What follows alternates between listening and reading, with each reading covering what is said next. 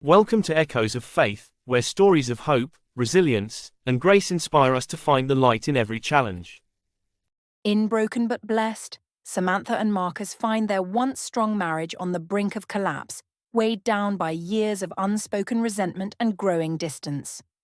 With divorce seeming inevitable, they turn to faith, therapy, and hard work, rediscovering not only their love for each other, but the grace that carried them through.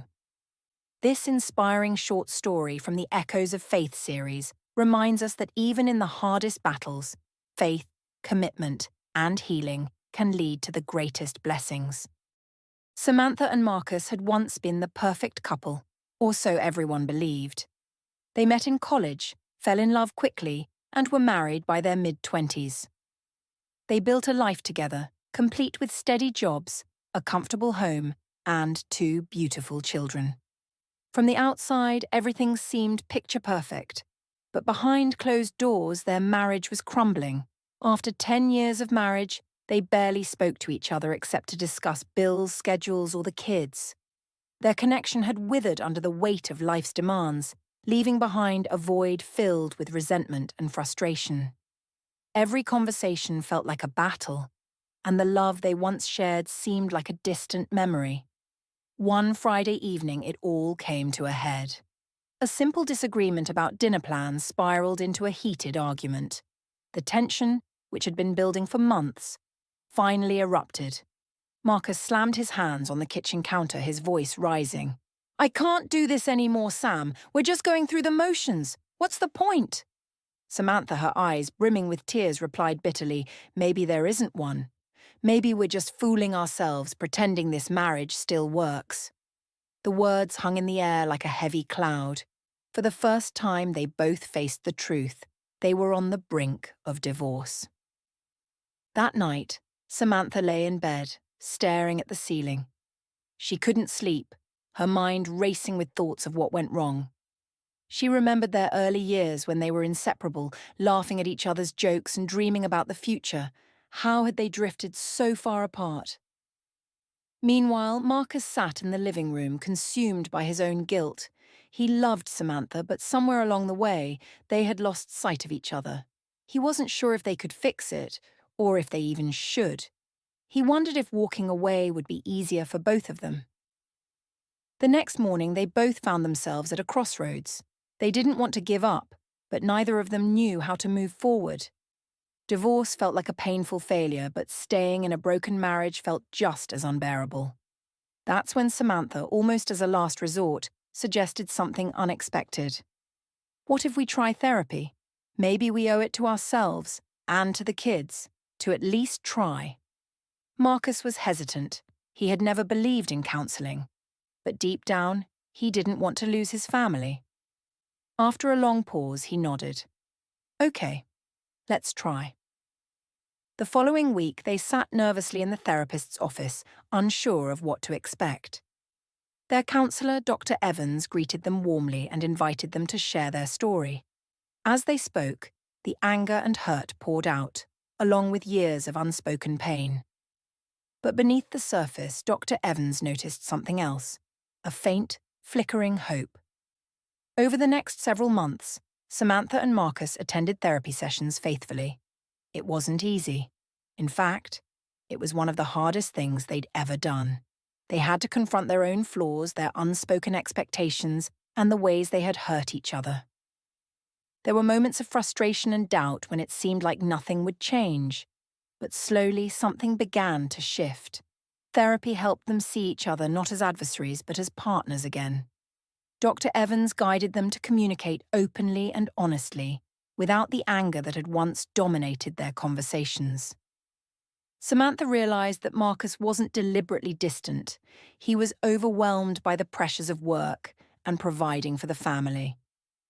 Marcus began to understand that Samantha's frustrations stemmed from feeling unheard and unappreciated.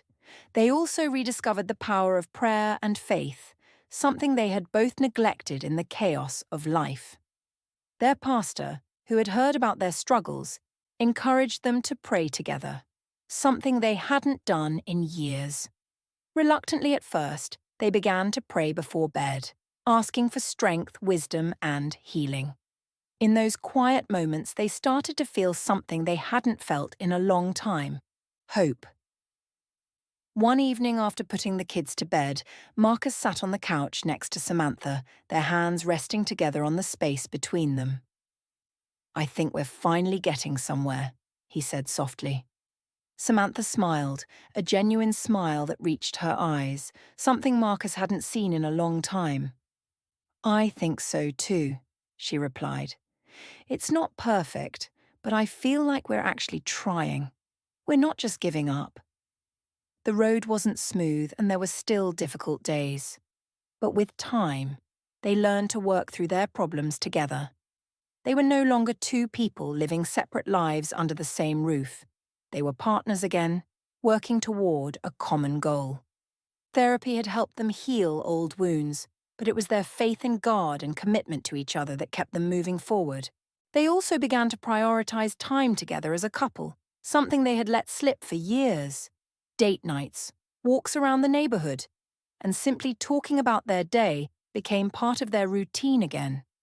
They realized that keeping their relationship strong required effort, but that effort was worth it. One afternoon, after months of therapy and healing, Samantha and Marcus stood in the kitchen, the same place where their marriage had nearly unraveled. But this time, instead of fighting, they were laughing, reminiscing about a funny moment from their early years of dating. "I don't think I've laughed like this in years," Samantha said, wiping tears of laughter from her eyes. Marcus looked at her with a tenderness that had been missing for so long. "I'm glad we didn't give up on each other, Sam." Samantha nodded.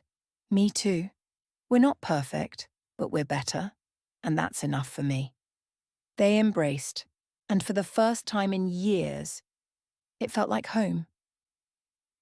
Their marriage wasn't without its challenges, but they had learned something invaluable along the way. Love wasn't just a feeling. It was a choice to fight for each other, to forgive, and to grow together.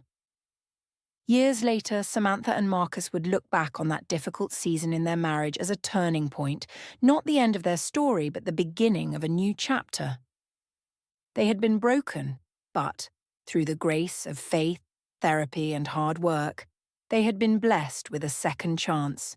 Their story became a testimony, shared with friends, family, and even their church, about the power of perseverance and God's ability to restore what seemed lost. They learned that marriage wasn't about avoiding hard times, but about facing them together, with love, faith, and determination. And so Samantha and Marcus, once on the brink of divorce, sat hand in hand on the front row at church, knowing that their journey wasn't perfect, but it was theirs. Broken but blessed, they had rediscovered not only their love for each other, but the grace that carried them through. In the end, they realized that sometimes the hardest battles lead to the greatest blessings. Thank you for joining us on this journey. Remember, no matter what fires we face, faith will always carry us through. If you like this video, give it a thumbs up. Be sure to leave a comment. Subscribe for more stories that inspire and uplift. This is Echoes of Faith, where every story brings hope. If today's story moved you, be sure to discover more heartfelt journeys in the Echoes of Faith series and uplift your spirit. Don't miss out on the next chapter.